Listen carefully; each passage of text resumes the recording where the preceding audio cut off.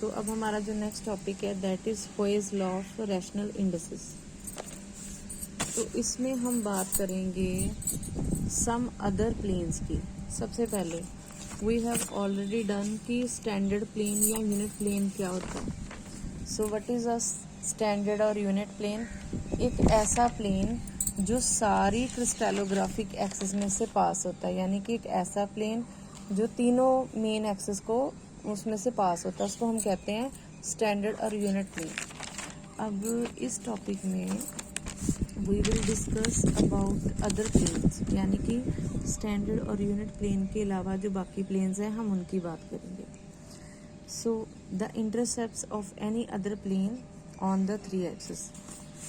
ये लॉ किसने दिया था?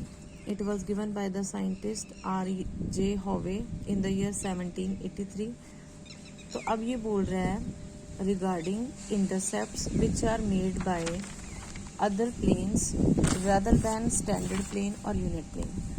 तो कहता है कि जो बाकी प्लेन्स हैं स्टैंडर्ड प्लेन के अलावा, जो उनके इंटरसेप्ट होते हैं वो किस तरह के हो सकते हैं? या तो वो इस तरह के हो सकते हैं, यानी कि उनकी सेम ही वैल्यू होगी जैसे कि यूनिट प्लेन की होती है। दूसरी चीज़, यहाँ वो इसका मतलब ये है कि जो अदर प्लेन्स हैं वो भी इन क्रिस्टलोग्राफिक एक्सिस को उसी पॉइंट पे टच करेंगे जिस पॉइंट पे आपका स्टैंडर्ड और यूनिट प्लेन टच करता है। सेम का मतलब ये हो गया।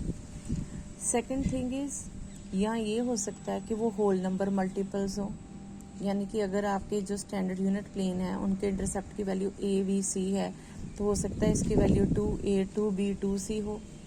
तीसरी ऑप्शन क्या है? तीसरी ऑप्शन ये भी हो सकता है कि एक या एक से ज़्यादा एक्सिस पे जो इंटरसेप्ट की वैल्यू आ रही है वो इन्फिनिटी हो। इसका मतलब ये ऑप्शन तब होती है, ये तब वैल्यू आती है जब आपका जो प्लेन है it is parallel to one axis और टू एक्सिस। जितनी भी एक्सिस के अलोंग आपका प्लेन पैरेलल होएगा, उन एक्सिस के अलोंग जो वैल्यू होएगी इंटरसेप्ट की दैट विल बी इन्फिनिटी। सो तीन चीज़ें समझ आ गई। इसका मतलब इंटरसेप्ट या तो सेम पॉइंट पे टच कर सकता है जिस पे आपका स्टैंडर्ड और यूनिट प्लेन कर रहा है, या उससे उसकी वैल्यू डबल ट्रिपल हो सकती है, या एक पे वैल्यू सेम और जो दो एक्सिस पे टच नहीं हो रहा क्योंकि वो पैरेलल है उसके, कट नहीं कर रही, तो वैल्यू क्या होगी? It will be infinity.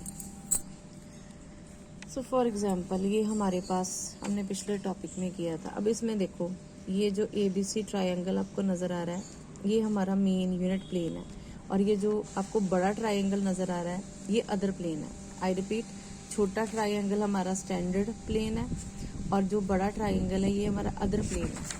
अब आप यहाँ पे देखो, इस केस में जो स्टैंडर्ड प्लेन के इंटरसेप्ट की वैल्यू थी वो क्या थी? A, B and C। अब इस केस में जो हमारा अदर प्लेन है उनकी वैल्यू क्या आ रही है? जैसे वो एक्स एक्सिस पे टच करता है तो स्टैंडर्ड प्लेन की वैल्यू थी A, यहाँ पे आ रही 2A, यहाँ पे थी B, वहाँ पे आएगी, सॉरी ये थी B स्मॉल b, ये क्या है 2B 2C। तो ये हमारी कौन सी ऑप्शन है? ये हमारी ऑप्शन नंबर 2 थी, जिसमें उसने बोला था कि होल नंबर मल्टीपल, और यहाँ पे वो जो होल नंबर है वो कितना है? It is number 2। Now coming to this figure, अब हमने एक क्यूब ले लिया, दिस इज़ अ क्यूब। अब इसमें सबसे पहले आप पहचानो कि स्टैंडर्ड और यूनिट प्लेन कौन सा है, वो ये है। Again this is in the form of a triangular face.